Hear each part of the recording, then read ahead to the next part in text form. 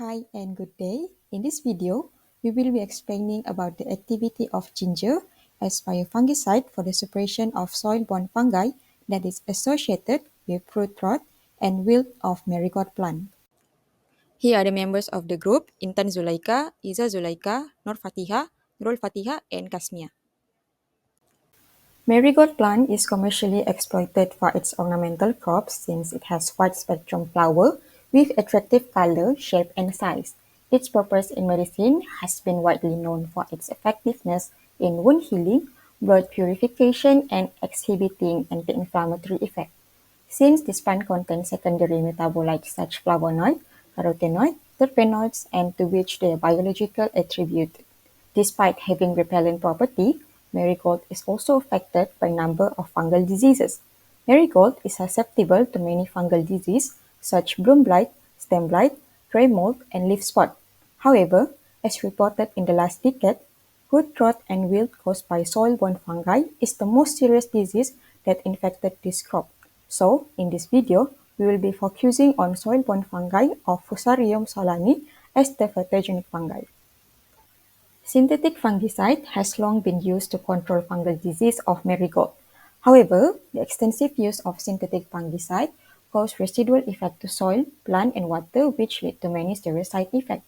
Effective alternatives such as using plant extract, since medicinal and aromatic plants are renewable sources that full of bioactive compound, can be extracted using conventional and unconventional methods to formulate biofungicide.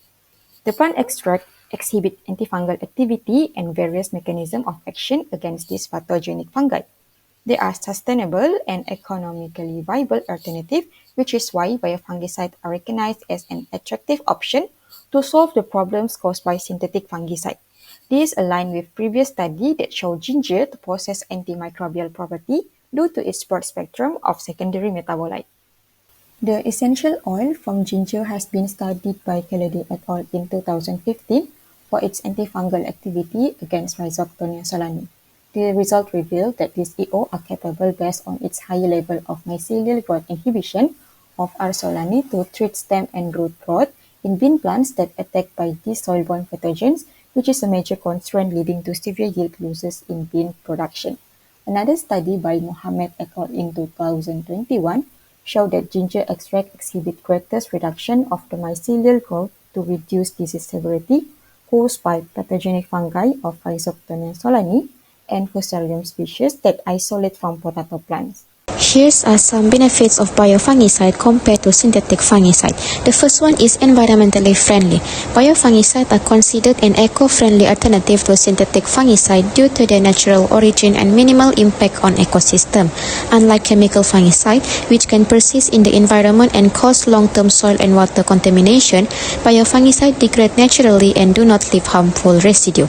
Because they are derived from naturally occurring microorganism or plant extract, the application align with organic farming practices, allowing farmers to meet consumer demand for more natural, healthier, and safer food. Next is reduced pathogen resistance. One of the major concerns with synthetic fungicide is the development of resistance among plant pathogens.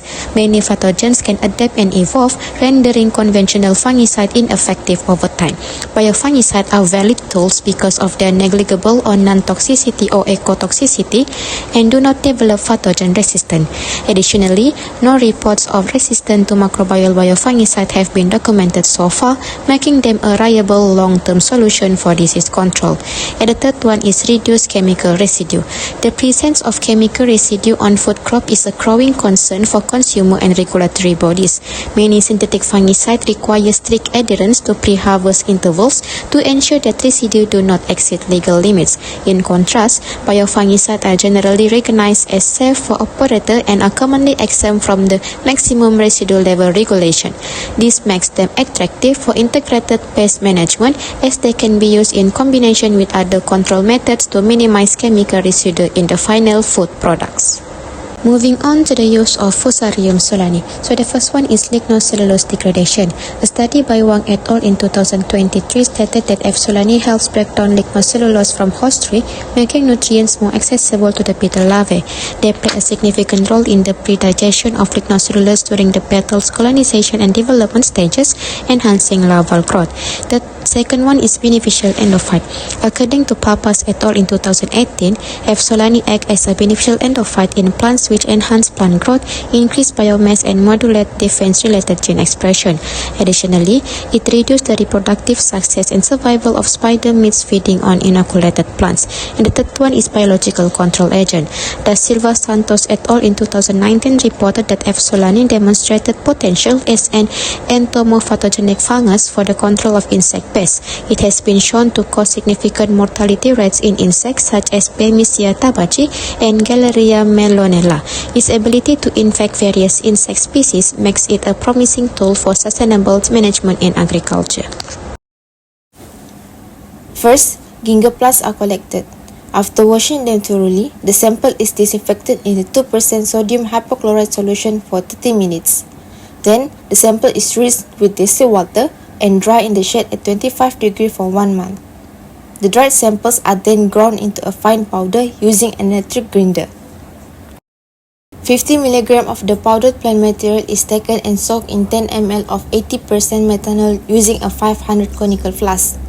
The sample is shaken and soaked for 24 hours, repeating this process 3 times.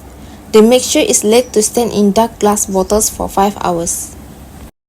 After soaking, the mixture is filtered through 2 layers of muslin to remove any debris. It is then centrifuged at 9,000 rpm for 10 minutes. A second filtration step is done using Wetman No. 1 filter paper. The final extract is collected in dark glass bottles. The methanol is evaporated by placing the bottles in a water bath at 40 degrees for 30 minutes. To ensure sterility, the extract is filtered through a 0.22 micrometer bacterial filter, then stored in sterile bottles at 5 degrees.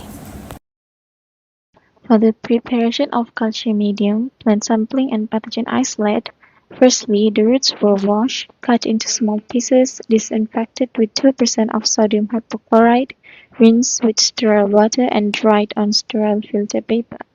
Next, the root pieces were placed in a petri dish that contained sterile PDA, supplemented with chloramphenicol to prevent bacterial contamination. Afterwards, the pH was adjusted to 6.5. Next, the plants were incubated at 25 degrees Celsius for 3 to 7 days. The developed fungal colonies were then subcultured on fresh PDA using high full tip or single spore isolation methods. Re-isolation from artificially infected plants confirmed the identification using culture postulates. Next, the isolates were stored on PDA slants at 5 degrees for further study. Lastly, the fungal frequency was calculated using the formula below.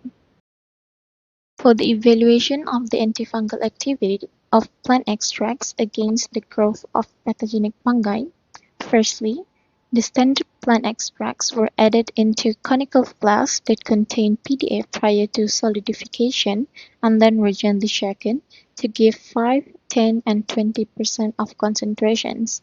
Next, chloramphenicol was added to the medium and the poison medium was poured into sterile petri dishes. The plates were individually inoculated at the center with equal discs taken from 7-day-old fungal culture, and then the plates that was inoculated without botanicals were retained as control.